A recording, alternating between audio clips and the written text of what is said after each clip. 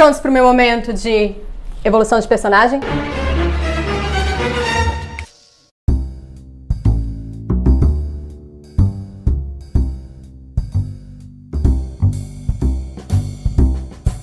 Oi, gente! Fui inocente, fui uma sweet summer child, porque eu não achei que a minha ordem de preferência fosse mudar numa releitura de Harry Potter. E eu não entendia quando eu recebia mensagens perguntando se eu faria um vídeo contando sobre o meu ranking novo. Mas o idílio durou pouco, porque foi só chegar no Câmara Secreta que daí pra frente foi tombo atrás de tombo, e eu venho compartilhar isso aqui com vocês. Essa é a minha terceira releitura da série, então eu tô bem atrás de quem lê a série todo ano, de quem lê a série de 3 em 3 anos. A minha primeira releitura foi literalmente quando eu terminei de ler o Relíquias da Morte, no auge das minhas 15 primaveras. Cheguei na frase, cicatriz, tudo está bem, volta tudo de novo pro menino que sobreviveu. Mas essa é a minha primeira releitura completíssima depois de uns 10 anos. Pra começar, foi uma experiência maravilhosa. Já está dando uma olhada falar sobre como essa série marcou a nossa geração, etc, etc. Eu tive a oportunidade de compartilhar impressões com vocês lá pelo Instagram. Também me vi envolvida em vários projetos envolvendo Harry Potter. Eu vou deixar o link de todos aqui na descrição, deem uma olhadinha. E eu tenho todas as intenções de, depois desse vídeo geralzão, fazer um sobre uns temas particulares que eu pude perceber durante a releitura. Mas antes do ranking em si, eu queria comentar algumas impressões gerais sobre a série. Harry Potter nunca me pareceu menos com uma história de fantasia do que agora. Não me levem ao pé da letra se perguntarem pra vocês se Harry Potter é literatura de fantasia. Sim, senhora, é literatura de fantasia. Mas eu pude entender por que a autora nunca se referiu a si mesma como uma escritora de fantasia. E eu também entendi por que muita gente tentou imitar o sucesso de Harry Potter e não conseguiu. Porque não é só criar uma escola para crianças com poderes especiais. Claro que a gente ama Hogwarts, apesar de que na idade que eu tenho hoje, eu começo a achar aquela escola um pesadelo pra qualquer adulto responsável. Mas o que atrai são os personagens marcantes, o drama incrivelmente humano que eles vivem e o reconhecimento que a gente faz do nosso mundo no mundo da magia, porque o nosso mundo está contido ali. Além da miscelânea de gêneros que formam essa série, se você quer literatura de fantasia, temos literatura de fantasia. Você quer romance de formação? Temos romance de formação. Você quer romance policial? Ou, se tem romance policial, quer thriller político? Temos também. E nessa releitura eu também vi Harry Potter funcionando muito mais como uma sátira. Lembrando que a sátira não necessariamente precisa ser cômica. A sátira vai exagerar elementos da realidade de forma que a gente possa avaliá-los de uma maneira distanciada. Em Harry Potter, a magia é o exagero. Esse mundo escondido que, à primeira vista, parece muito diferente do nosso, mas que depois a gente vê que não é tão diferente assim. E dessa forma, a autora pôde fazer críticas contundentes à cultura, à política e às instituições britânicas. De maneira alguma estou negando a aplicabilidade da obra, que é ostensivamente vasta, algo que foi comentado lá no vídeo analisando Harry Potter com a linda da Beatriz Maçã, mas eu percebi que alguns aspectos de Harry Potter seriam mais bem interpretados se a gente levasse em consideração esse contexto de que é uma série britânica, que se passa na Grã-Bretanha, escrita nos anos 90 por uma autora britânica nascida no pós-guerra. E é nesse momento que a sátira fica, ó, 1000 de 10. Se a gente não leva isso em consideração, fica tipo alguém que queira analisar Grande Sertão Veredas a partir da tradução francesa de Guimarães Rosa, sem nunca se preocupar em saber o que essa obra representa para o Brasil. Eu sei que é um exemplo exagerado, mas acho que serve ao propósito. Tendo dito tudo isso, vamos ao novo ranking, que é altamente pessoal, portanto o único possível por ser a bênção de Daniel Radcliffe. Que está minha antiga ordem de preferência, então. Primeiro lugar, Cálice de Fogo. Segundo lugar, Câmara Secreta. Terceiro lugar, Enigma do Príncipe.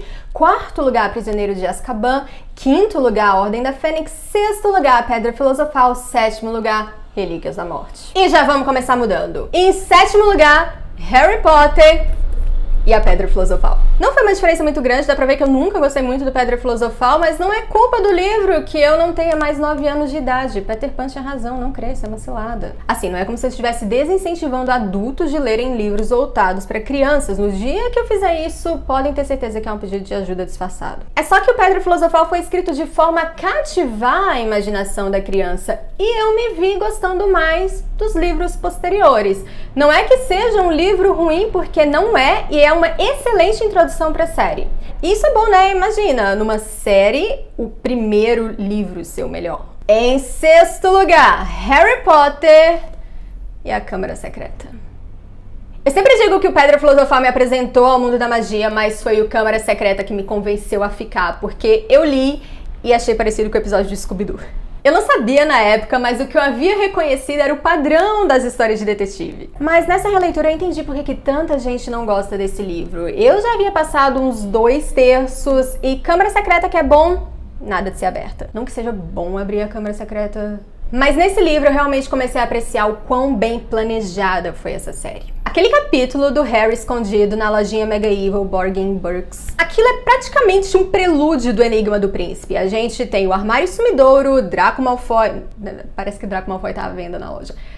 Armário Sumidouro, Draco Malfoy aparecendo, o Colar de Opalas, A Mão da Glória. A gente tem 2 livros que lidam diretamente com a questão das Horcrux, e são 2 livros que giram em torno de um livro misterioso de 50 anos atrás que pertenceu a um aluno de Hogwarts. Alguns de vocês talvez se lembrem do site antigo da J.K. Rowling. Há muito tempo ela chegou a comentar lá que partes inteiras do Câmara Secreta foram transferidas pro Enigma do Príncipe. Reparem bem, não pro próximo livro, mas pro 6º livro da série. Isso mostra que já havia uma arquitetura ali do que seria contado durante os 7 livros. Sempre fico mais confiante para Harry Potter e os bichos. Vejamos como essa frase vai ter envelhecido daqui 10 anos. 5º livro, Harry Potter... E lá vem outro tom. Harry Potter e o Enigma do Príncipe. No que diz respeito ao meu personagem favorito, Voldemort Vintage. A propósito, pra quem não está acompanhando o especial Harry Potter do podcast Tumba do Balin, para o qual eu fui gentilmente convidada a participar, Voldemort Vintage é como a gente tá chamando Tom Riddle agora. As memórias são... 2 dos meus capítulos favoritos da série estão aqui. O capítulo da Casa dos Gant e o capítulo do orfanato. Eu fui criada à base de Dickens, isso é meu feijão com arroz. E eu realmente aprecio o cuidado que a Rowling teve de contar a história desse vilão, mas em nenhum momento justificando as ações dele. Ela meramente expõe suas motivações. Mas, infelizmente, esse livro não é composto só pela biografia não autorizada de Lord Voldemort, como eu gosto de chamar. Ele também parece um roteiro de série da CW. E se eu não gostava de romance adolescente quando eu era adolescente, não foi agora que eu passei a gostar. E toda essa obsessão do Harry de descobrir o que o Draco tá aprontando na sala precisa, I wanna be in the room where it happens. E mesmo a dúvida quanto à lealdade do Snape são mistérios que não se sustentaram muito na minha releitura. Na real, o mistério em torno do Draco dura tipo 3 capítulos de 30. Isso dá o quê, galera de exatas? 10% do livro? Mas eu percebi um paralelo interessantíssimo entre os personagens desse livro. Harry, Snape e Tom Riddle, todos os 3 poderiam receber o título de príncipe mestiço. Snape, claro, é o apelido ridículo que ele escolheu para si próprio. Riddle, por sua vez, bem gostaria de ser tratado como um príncipe, abafando a parte do mestiço, focando na parte do herdeiro de Slytherin. E o Harry, que também é mestiço, por menos que ele quisesse, ele acaba sendo tratado com todas as honrarias por ser chamado de o eleito. E são 3 personagens que estão intrinsecamente ligados, mais do que quaisquer outros personagens dessa série. Alguns até interpretam que eles representariam os 3 irmãos do conto dos 3 irmãos. Os 3 irmãos do conto dos 3 irmãos. Isso aí, Verônica, a eloquência. O jogo de duplo entre o Harry e Voldemort é bastante comentado, mas passam batidas as semelhanças entre Snape e o Voldemort. Ambos têm esse passado de solidão e negligência, e ambos, desde cedo, mostram interesse e habilidade pelas artes das trevas. Snape tinha tudo para ser um possível novo Lorde das Trevas, se ele quisesse. O que o impediu de seguir totalmente esse caminho foi o que ele sentia pela Lilian. E aí entra um dos maiores temas dessa série, que pelo amor você pode se redimir. E o que diferencia o Voldemort dos outros personagens é que ele não entende isso. Aliás, essa é minha nova cruzada, junto de Os Miseráveis não se passam na Revolução Francesa e Cinderela não é uma caçadora de príncipes. Em momento algum dos livros, eu vi ser dito que Voldemort é incapaz de sentir amor. É dito que ele não entende porque é algo que ele nunca teve na vida nem nunca quis. E entre capacidade e compreensão, existe uma montanha da perdição de diferença. O que inclusive impede que isso seja usado como atenuante para as ações dele. Afinal de contas, Harry Potter também é uma história sobre como alguém é moldado por suas próprias escolhas. E se vocês ainda não cansaram de me ouvir falando sobre Voldemort, mais uma coisinha. Ele me frustra como vilão. Ele me parece muito mais unidimensional do que quando a gente compara com Tom Riddle. Apesar de serem a mesma pessoa. Tanto que muita gente faz uma separação total entre os 2 personagens. A solução que eu encontrei foi conciliar essas 2 versões. Para todos os efeitos, Tom Riddle é o vilão dessa história e Lord Voldemort é a persona que ele tentou criar para si. E falhou. Porque já diziam os poetas brasileiros, o que é imortal não morre no final. E ele morreu. Próximo, em 4º lugar, Harry Potter e o Cálice de Fogo.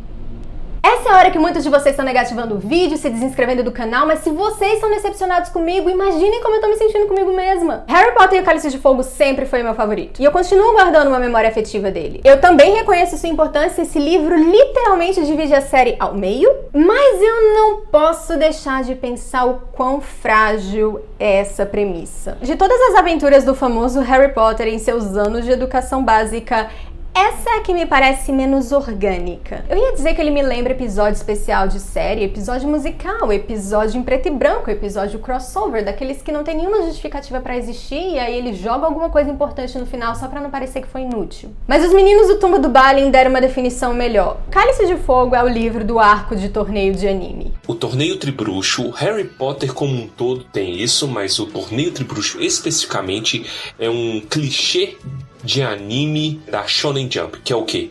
O arco de torneio do anime. É isso. E Harry Potter é o Naruto. Nossa!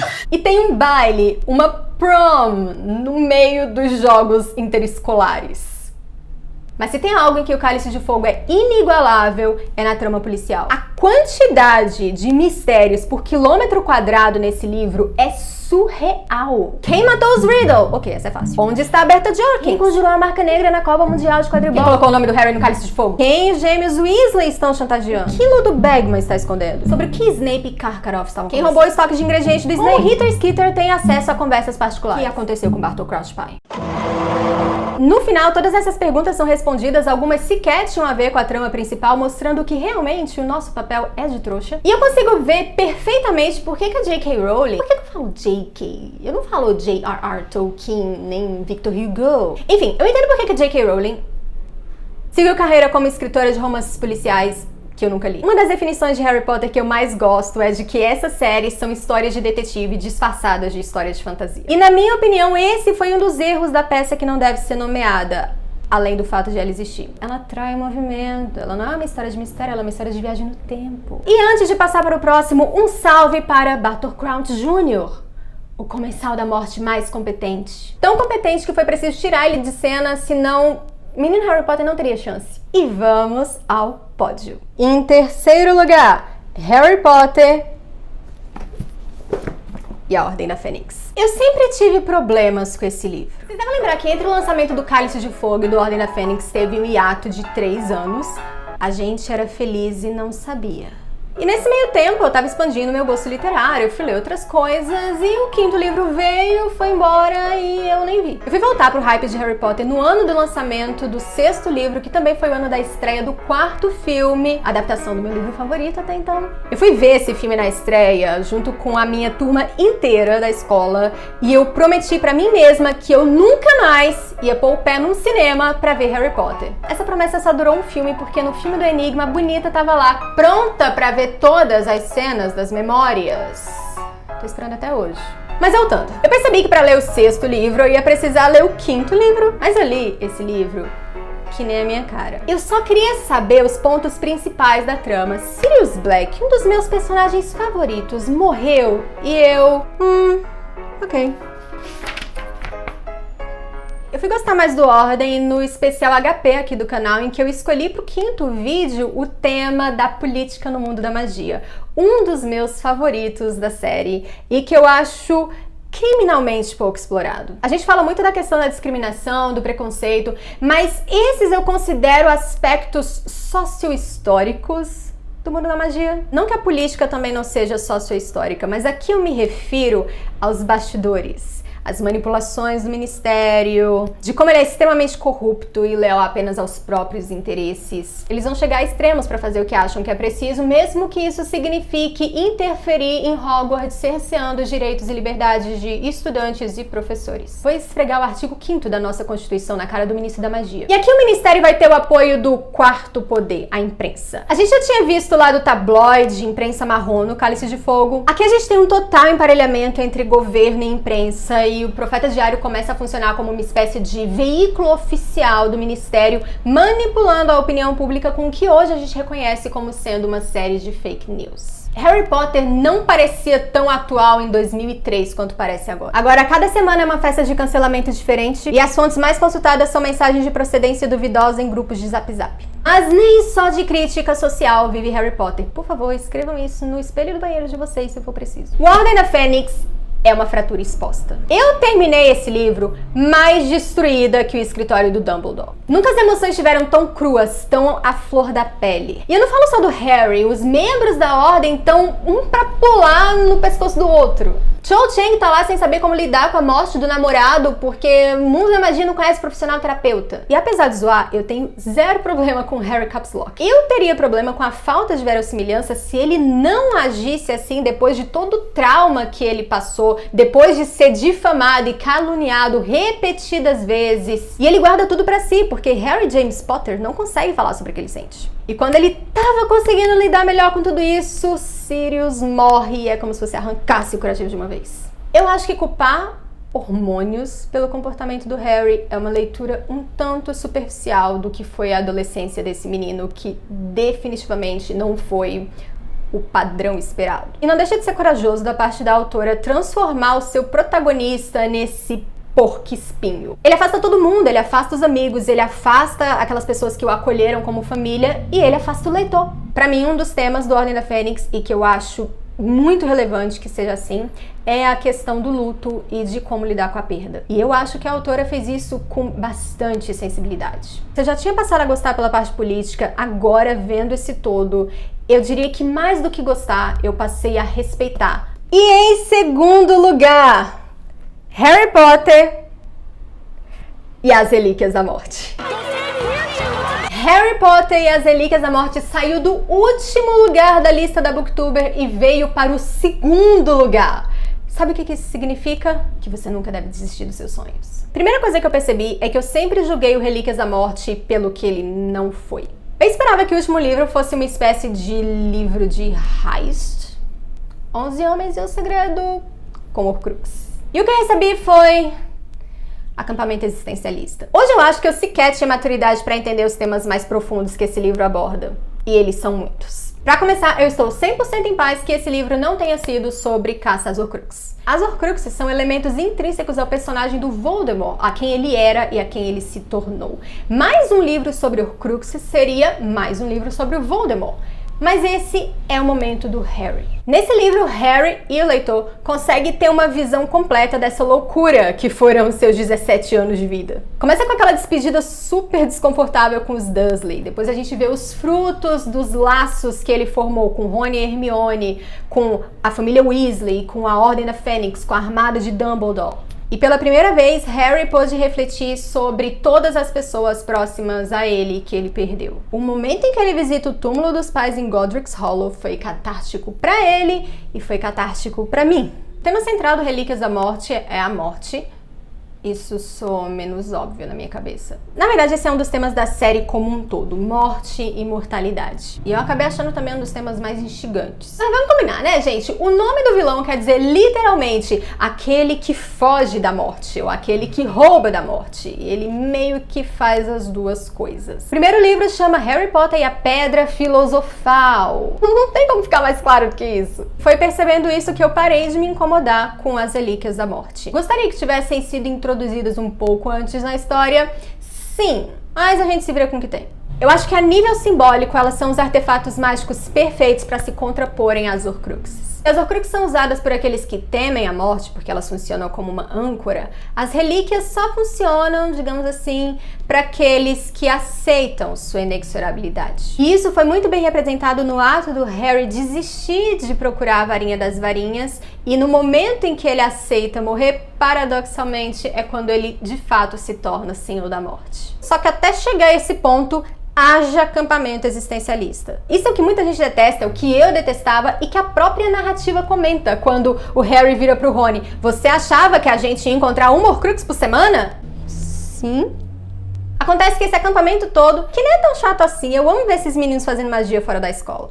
Fora da lei. Todos maiores de idade. Essa dinâmica do acampamento, ela serve menos pro tempo cronológico da narrativa e mais pro tempo psicológico do Harry. Nesse livro, Harry passa por uma verdadeira crise. Ele passa por uma crise de identidade porque ele é o eleito, mas ele não sabe o que ele tem que fazer como eleito, além de caçar Horcrux, o que tá bem difícil. E ele tem uma crise de fé, porque ele confiou no Dumbledore e agora ele não tem certeza do que o Dumbledore queria dele. E eu achei isso tão profundamente humano. Eu poderia até mesmo dizer que universal. Eu sei que a gente evita usar a palavra universal pra falar de literatura, eu concordo, mas nesse caso eu acho que caberia. Mais do que qualquer outro aspecto da série. Agora, eu sinto que eu devo comentar sobre os meus comentários pouco elogiosos no vídeo antigo sobre o Relíquias da Morte. Um dos meus maiores problemas com esse livro, vocês devem lembrar, era a questão do acaso. No duelo final, Voldemort fala pro Harry que ele só conseguia sobreviver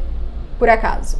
E o Harry responde que não, que ele teve que tomar atitude todas as vezes pra não morrer. E eu senti que ele tava jogando isso na minha cara. O problema é que eu sempre comparei o papel do acaso no Relíquias da Morte com o do Cálice. Só que o Cálice é o ponto fora da curva. Lá não existe acaso, porque é tudo parte do plano de Bartolzinho. Mas em todos os outros livros existem coincidências, existem conveniências, porque é assim que funciona a ficção. E eu acho que a J.K. Rowling vinha trabalhando com a ideia de eucatástrofe conforme explicada pelo Tolkien, que é aquela virada positiva repentina dos eventos. E quanto ao Snape, eu sei que vocês estavam esperando essa hora, eu meio que desencanei de tentar chegar a uma conclusão sobre a redenção dele. Eu acho que a gente ganha muito mais com o debate saudável, o debate educado, não aquele acidente nuclear que a gente vê por aí de vez em quando. Em Harry Potter, os personagens são julgados pela medida com que eles amam. A gente tem Voldemort no extremo e o Harry no outro.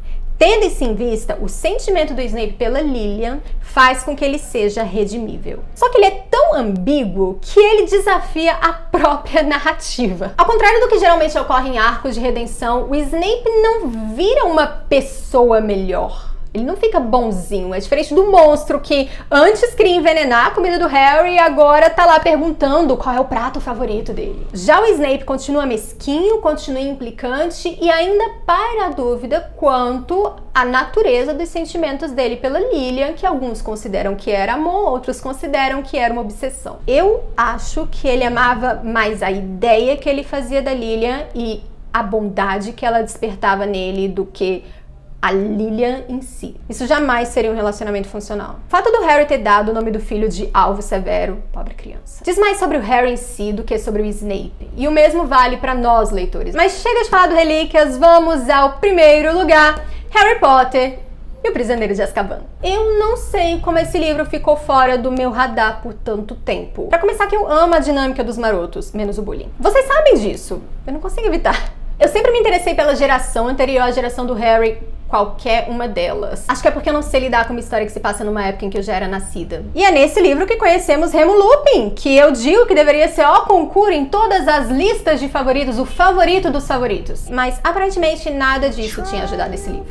O que me fez tirar esse livro da modesta posição em que ele estava e puxá-lo para o primeiro lugar é porque eu entendi Harry Potter e o Prisioneiro de Azkaban como sendo o perfeito amálgama do que faz Harry Potter ser Harry Potter. Ele ainda guarda um maravilhamento das primeiras histórias, a gente acompanha o crescimento do Harry que tá entrando na adolescência. A trama começa a apresentar aqueles aspectos mais sérios, mais sombrios que a série vai assumir nos volumes posteriores. E temos a clássica estrutura de mistério. Mas nenhum desses aspectos, nenhum desses elementos se sobrepõe ao outro, porque a narrativa é muito bem equilibrada. Pense também que é nesse livro que os personagens começam a apresentar maior profundidade psicológica. Quer dizer, a gente já começa com um assassino em massa, que depois a gente descobre que é um cara inocente que teve um colapso nervoso, se sentindo culpado pela morte do melhor amigo que foi traído por outro. E por ser o único livro em que Voldemort não dá o ar de sua graça, não existe um mal absoluto a ser derrotado. O que resta são personagens ambíguos que são a marca registrada de Harry Potter. Mesmo que na obra exista uma definição clara entre bem e mal, certo e errado. E falando em dimensão psicológica, não é à toa que esse é o livro que introduz os dementadores. Como vocês devem saber, eles podem funcionar como uma metáfora para a depressão e a gente vê como que eles afetam o Harry.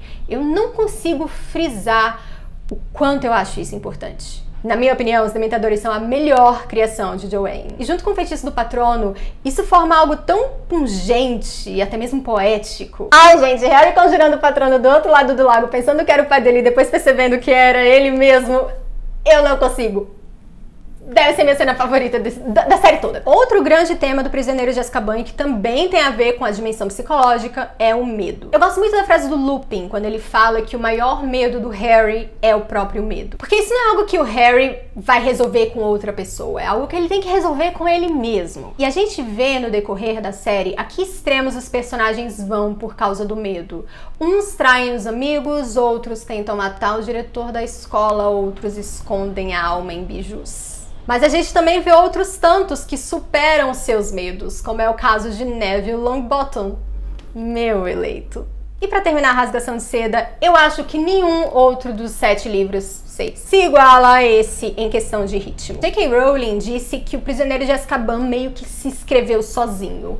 E isso é perceptível. Eu tive que me forçar a parar de ler esse livro e foi-se o tempo em que eu lia rápido, hein? Depois que o Parebas morde o dedo do Rony e foge, respira bem fundo, porque você não vai respirar nunca mais até o final do livro. No final, pra mim, o Prisioneiro de Azkaban encapsulou perfeitamente o momento em que Harry Potter uniu suas duas fases, a das primeiras histórias e a do que a série se tornou mais pra frente. Além de ser o thriller do Hitchcock divertidíssimo que eu não sabia que queria. Ah, eu não esqueci do Vira-Tempo. Eu pretendo falar mais sobre isso em outro vídeo. Mas eu só adianto que tematicamente pra mim ele fez sentido. Porque um sentimento latente pros personagens desse livro é a vontade de poder voltar no tempo e mudar decisões passadas. É isso que Sirius Black remoeu em seus 12 anos em Azkaban, em Caps Lock. Ok, guerreiros, sabe-se lá quanto tempo vocês estão aí me escutando? Eu sei que eu tô aqui há muito tempo gravando, então agora eu passo a palavra. Eu sei que muitos de vocês aí releram Harry Potter recentemente, ou ainda estão relendo, outros leram pela primeira vez, o que é mágico. Mas antes, joinha! Porque eu acabei de perceber que eu rebaixei 2 livros sobre o Voldemort,